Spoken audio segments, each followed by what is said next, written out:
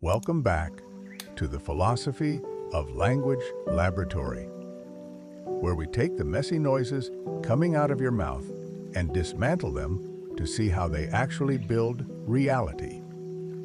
In our previous episodes, we talked about how a baby learns mama as a blob of experience and how we learn to point at this apple versus that apple. But today, we are going to take a massive leap forward. We are moving from the toddler stage to the scientist stage.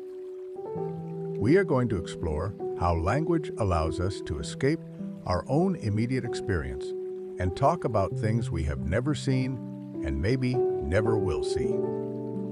This is the power of relative terms and the 4 phases of reference. Let's start with the basics. Up until now, we have mostly talked about what Quine calls absolute general terms. These are words like red, or man, or apple. They are simple labels we stick onto objects. This is red. That is a man. Logically, we write this as f of x. Simple, simple. But the world isn't just a collection of isolated items floating in a void. The world is a web of relationships. And this is where relative terms come in. Words like bigger than, or part of, or brother of. These words don't just apply to one thing. They tie 2 things together. Boston is bigger than Roxbury. Cain is the brother of Abel. Suddenly, our logic has to handle pairs of objects. And it gets even more complex. We have triadic terms involving 3 objects. Like the word gives. John gives the book to Mary. That is a 3-way relationship locked into a single verb. Now, why does this matter? Because we can use these relationships to build complex new identities. Think about the phrase, brother of Abel. We took a relative term, brother of, and we glued it to a specific name, Abel. And boom! We created a new absolute category, the brother of Abel. This seems like a simple grammar trick, but it is actually the engine of human knowledge. To understand why, let's look at the 4 phases of reference. This is Quine's history of the human mind in 4 steps. Phase 1 is the primitive phase. The baby learns mama and water. These are just names for observable blobs of reality. They are tied directly to what the baby sees and feels right now. Phase 2 is the pointing phase. We learn this and that. We learn to distinguish this apple from that apple. We are still stuck with the objects in front of us, but now we can cut them up into distinct pieces. Phase 3 is where we get creative. This is the attributive phase. We start gluing adjectives together. We can say red square house. We can even combine things to create monsters, like flying horse or golden mountain. Now, notice something important here. Even though flying horse doesn't exist, the parts of it do. We have seen flying things and we have seen horses. We are just remixing the same old sensory data we have always had. We haven't really left the playground of our experience yet. But then,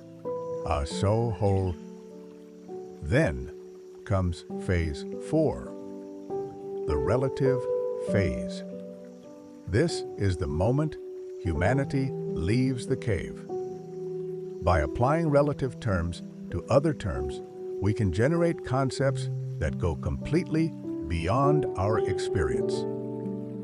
Consider the phrase, smaller than that speck of dust, or the father of the father of the father of this man, or events occurring before the birth of the universe.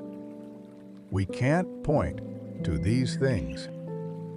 We can't show a baby a picture of smaller than an electron. But because we understand the relationships smaller than, we can extrapolate. We can extend the grid of language out into the invisible, into the microscopic, into the distant past and future. Phase 4 is what makes science possible. It allows us to posit objects that we cannot see, but which we know must exist because of their relationships to the things we try to see. It is the ultimate cognitive superpower. Now, let's shift gears to the machinery that makes this possible. The relative clause. These are the who and which and that phrases we use every day. The car which I bought, the man who loves Mabel. What we are doing here is turning a whole sentence into an adjective. I bought a car is a sentence. Which I bought is a label I can stick on a car. But Quine points out that the words who and which are actually kind of clunky. They force us to rearrange word order and worry about grammar. The true logician prefers the phrase such that. The car, such that I bought it. The man, such that he loves Mabel. It sounds robotic, but it is incredibly powerful because it separates the variable from the description. It allows us to build incredibly complex definitions without getting tangled in grammar. And finally, we have to talk about the most confusing words in the English language. A, and every. These are the indefinite singular terms. If I say, I saw the lion, I am assuming the lion exists, and you know which one I mean. But if I say, I saw a lion, I am doing something very different. I am not naming a specific lion. I am saying that the world contains at least one lion spotting event involving me. A lion is a dummy term. It doesn't refer to an object. It refers to a truth condition. This gets really trippy when we look at identity. If I say, I saw the lion, and you saw the lion, we saw the same cat. But if I say, I saw a lion, and you saw a lion, we probably saw two different cats. A lion doesn't hold its identity across the sentence. And it gets even worse with the word every. Every lion sounds like a giant collection of all lions. But it is not. It is a logical instruction. Look at this sentence. This lion is African, or this lion is Asiatic. That sentence might be true. But if I say, every lion is African or every lion is Asiatic.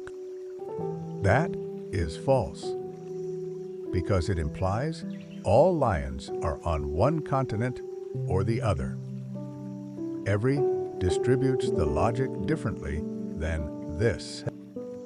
So when you use words like something, everything, or anything, you aren't pointing at objects. You are programming the logic of existence itself. Quine shows us that these little particles of speech are the hinges upon which our entire reality swings. From the baby pointing at water to the physicist calculating black holes.